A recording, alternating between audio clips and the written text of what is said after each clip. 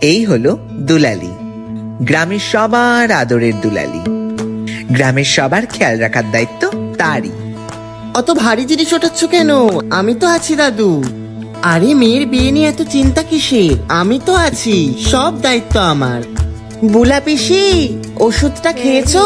আরে হ্যাঁ রে পাগলি, সবার দায়িত্ব নিতে নিতে তোর দায়িত্ব কে নেবে রে?